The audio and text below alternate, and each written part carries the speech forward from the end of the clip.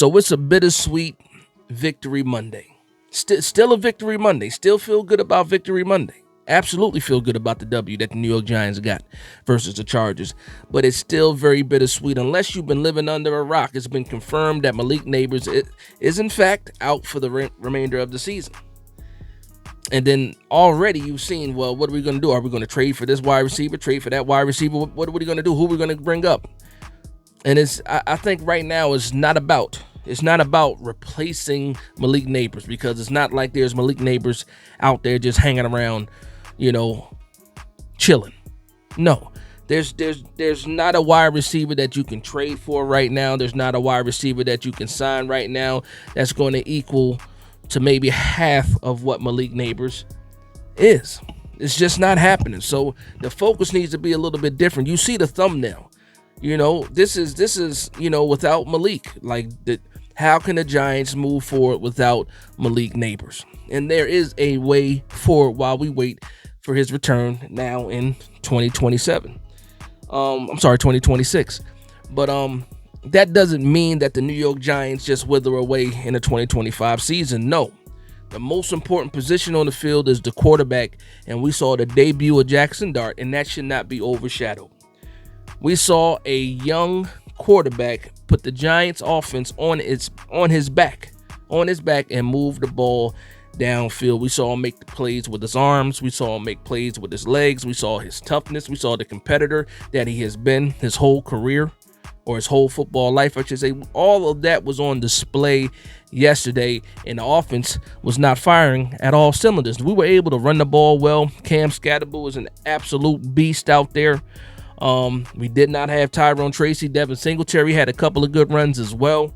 So once Tyrone Tracy is back and you have those three running backs helping out this quarterback, it's gonna go a long way.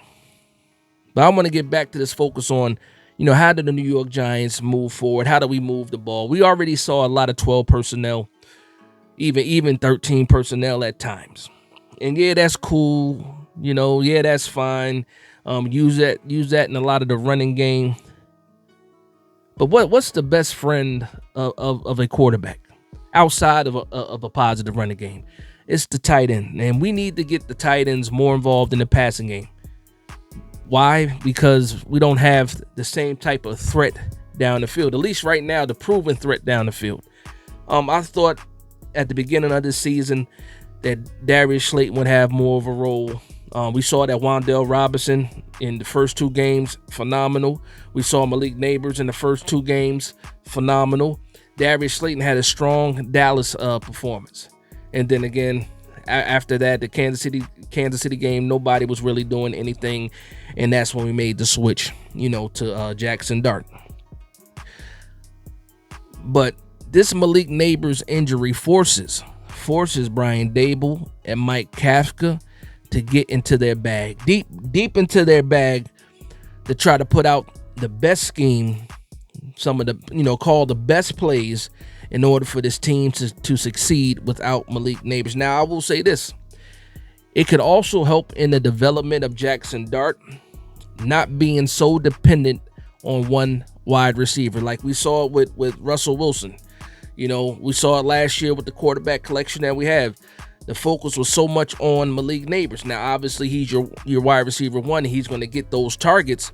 But also, when you're focusing so much on that crutch and you want to use that crutch so much, all of these other guys, all these other places where you can go, it kind of, stunts the growth. Possibly stunts the growth, because I don't want to make it seem like it's a bad thing having Malik Nabers out there, because that's not true. But this young quarterback in Jackson Dart now has to go into the rest of the season without Malik Nabers, without that crutch. You're going to have to spread the ball around. And I think that's going to be a teachable moment, not just for the coaching staff, but also for Jackson Dart, more importantly, because Jackson Dart might outlast, or I believe Jackson Dart will outlast this regime if the New York Giants are not winning games this season. Now, we saw Brian Dable that was absolutely happy at the end of that game with the performance of Jackson Dart.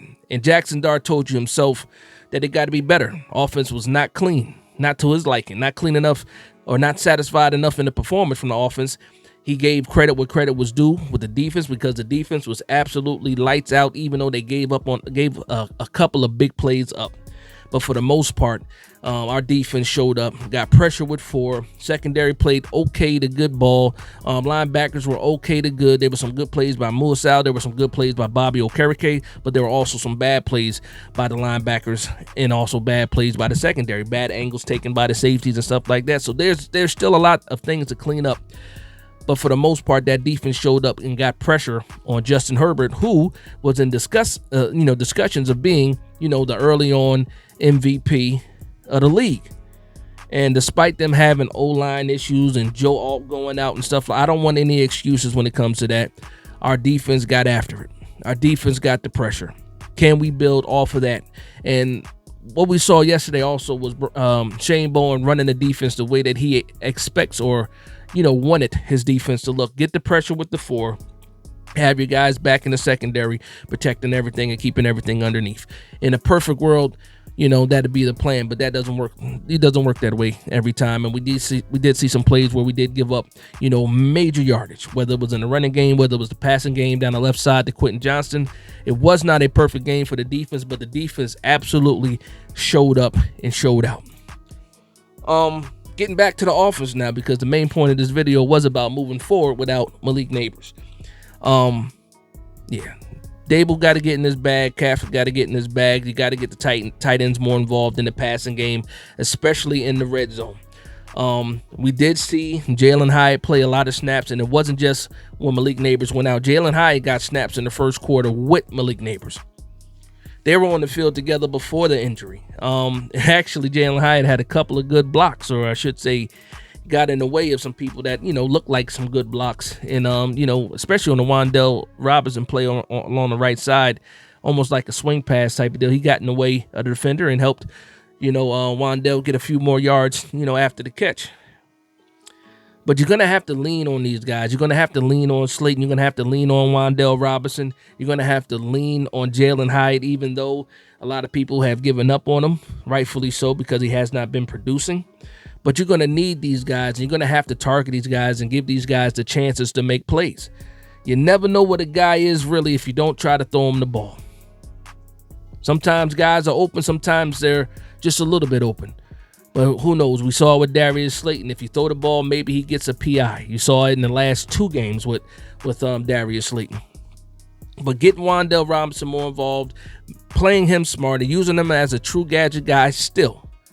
Especially we don't know when Tyrone Tracy is coming back. If they want to keep on playing this game with 2 running backs and not elevating the third, you're going to have to get Wan'Dale Robinson more involved as a gadget guy. And maybe you move Slayton in as your slot.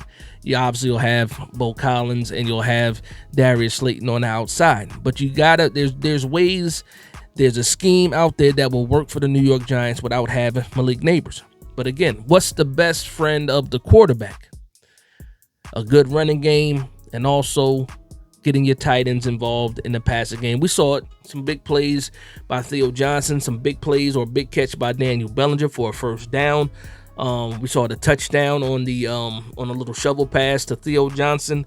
We got to get the tight ends involved in the red zone. We got to get the tight ends involved, throughout the game, period, because whether you believe it or not, that's where the mismatch is. It's like we have tight ends with large catch radiuses. Like, you can throw it up there. It doesn't have to be a perfect pass for these guys to come down with it. And when you're going to be under the kind of pressure that Jackson Dart might be under, or when you're scrambling and extending the play, you're going to need your tight ends to get open quickly. Scramble drills and stuff like that. You're going to need the check downs. You're going to need all of that for this quarterback to continue to develop in a year without the best weapon being on the field. But there's absolutely a way. So just to recap this, man. Got to go heavy run game. We saw the 12 personnel, sometimes 13 personnel. Got to get the tight ends more involved in the offense. Definitely down in the red zone. Please, please, please get Thomas Fidone a shirt on Sundays. I can just see a world where you use Thomas Fidone as the big slot receiver, right? That's a mismatch for the corner. That's a mismatch for the safety. That's a mismatch for certain linebackers, unless you got freaking Fred Warner running around on every team. 6'6", almost a 7-foot wingspan. You can throw the ball up to Thomas Fidone. You can get 5 to 10 yards to 7 to 10 yards from Thomas Fidone just by tossing it up to him. We got to get more creative, and I do think Kafka coming from Kansas City, he's still got he's that bag gets a little bit deeper than what we've seen. That bag does get a little bit deeper. I believe with the performance that Jackson Dart put out on Sunday, I should say yesterday, gives these guys the confidence that they can give him a little bit more. You don't have to play it so safe. Every team that we go against is not going to be that Chargers defense top 5 in almost every category. We got the Saints coming up this week in New Orleans, in the Dome, no elements to deal with. Let's see how deep that bag can get for Kafka and for Brian Dable. Obviously, the run game plays an important role in everything that we're going to do without Malik Nabers.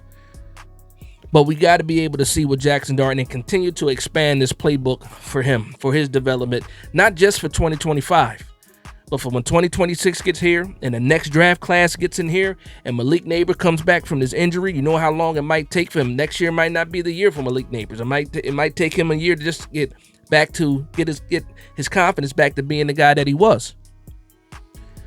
But it should not stunt the growth of Jackson Dart at the end of the day. So let me know what you guys think, man. Again, no real play and schemes, just thinking about some little things and changes that they could make in order to keep this offense on track and keep the development of Jackson Dart on track, because again, we don't have the money to sign any kind of major person, and there's not really a major wide receiver out there to sign. You can say you can possibly throw the kitchen sink at somebody to try to get a trade in here, but well, guess what? Malik Nabers eventually is coming back.